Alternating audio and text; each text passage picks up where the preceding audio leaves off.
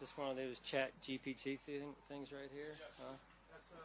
That's it's, their special little thing there. is that yours, Vic? That's modern technology, man. That's awesome. I love it. Renaissance man. Welcome back. Good to be here this morning. Welcome to training camp, 2025 version. Hope everyone had a great summer. Your families are doing well. It's good to be back. Good to be back here in Rochester and in Pittsford in particular, where our fan base is as fanatical as anywhere. And certainly appreciate the staff here. They're making immense accommodations for us. It's one of the best places, I believe, the best place in the NFL for training camp. I really believe that. It's a great place to come to visit, to get the work in that we need to get in. The staff is very welcoming. Can't thank them enough, led by President Rooney. The Bills staff as well for helping us get moved here on time and ready to go this morning for practice.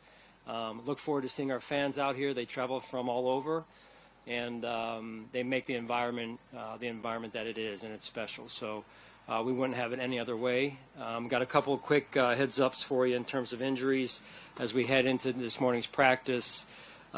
These four will not practice. Dawson Knox with a hamstring. Ced Van Pran has a calf. Spencer Brown with his back, and then Laviska Shenault with a lower leg strain. So I'm not going to get into timetables. Don't really know too much in that area right now. We'll find out a little bit more as we go one day at a time with those four. John, Spencer wasn't working back in the mini camp either. So is the back injury something that's been lingering for a little while here? Well, he had some back injuries in his history to this point. I think really it's just a little bit of a flare-up right now, and we got to get it calmed down. That's the information I'm getting, and you know how backs are. I mean, we've all, most of us have had back issues in our lives, and they can be pretty sensitive at times. So just getting it in the right spot so we can get calmed down and he can push forward here. What's your reaction to James Cook being here? Do you expect him to participate on drills? Yeah. Couldn't be more pleased with James and him being here on time and ready to go. I had a chance to meet him, greet him yesterday, and shake his hand, look him in the eye, and he's ready to go. John, Joey Bosa's not on that list. Obviously that's a good sign? Where do you see him, and how anxious are you to kind of fully get him going now?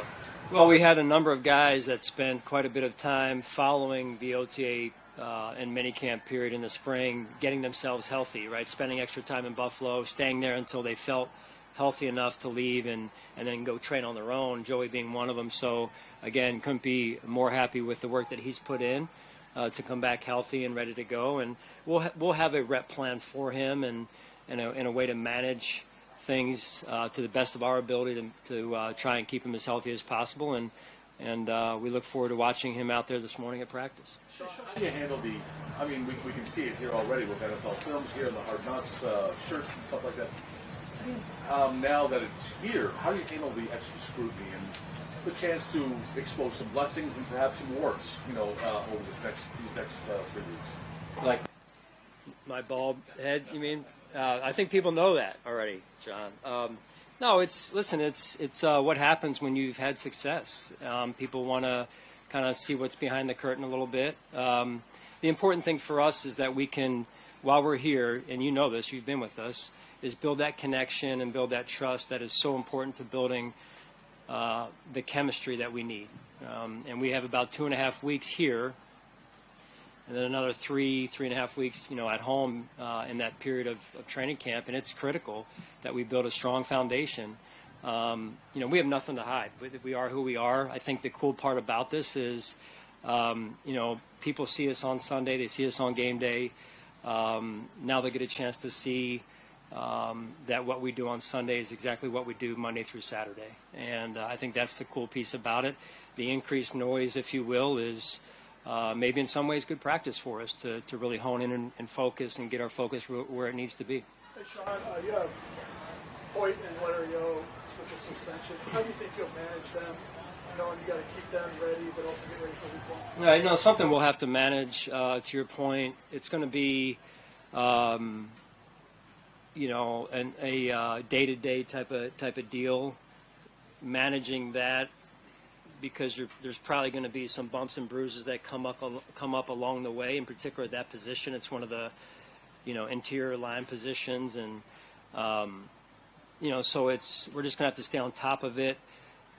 If healthy enough, we'll be able to execute the plan that we have at the right time. If we're not healthy enough at the position, we'll have to adjust. So, I think the key here is we're going to be challenged depth-wise early in the season because of that at this point alone, and we got to get our young guys ready to go, and we got to get them settled in as quickly as possible here. Sean, you've had messages to the team, like in some years, playoff caliber or whatever it is. Do you have an overreaching or overriding message to them? Like if you talked to them last night for what this camp is like, you've had all the success. It's been as close as you've been. Do you have that message? We do. I won't go into detail really on it, Mike. I think the biggest thing is that we're here to work, and we got to take it one day at a time. Our culture model is our culture model. The phrases, the messaging we use. I'm not a big believer in a ton of them because they become empty slogans. I'm not into that. I'm into consistency and things that we fully believe in and can execute on a consistent basis. Because if you do that, it allows the players to know what's expected and kind of gives them their direction. And with that, with great clarity comes the ability to go let it rip on the field. And I think that's a big piece of, to your point, of establishing that here, because let's say a third roughly every year this year, probably maybe a little bit more, maybe a little bit less, is our new players that are new to the Buffalo Bills and how we do things. Sean, what do you want to see from Max Kirsten at training camp? I know he got banged up a little bit in mini camp, but what do you want to see specifically from him? Well, starting this morning, all of us, all of our players, coaches included, that we come out, we're not going to dip our toe in, we're ready to go and compete at a high level. And so, with the injury that he suffered, he lost some time on the field, some reps, valuable reps, and he was another one that stayed around Buffalo for the majority of the time and got himself ready to go for this morning. So we'll be smart with him as he gets started here because of the hamstring.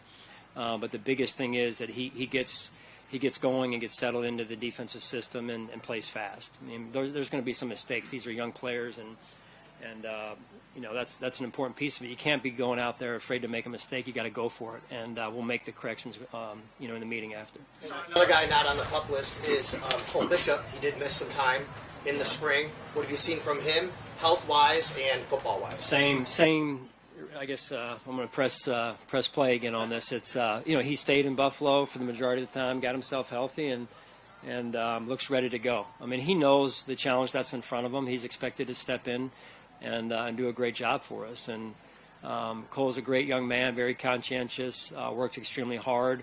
I think now it's about getting on the field and getting reps and learning through those reps. You mentioned that your depth in the D-line will be challenged early in the season. How does that impact how you handle those rookies in terms of their reps and the situations you put them in throughout camp?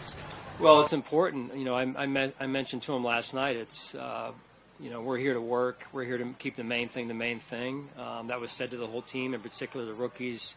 Listen, there's nerves. These are pro football players.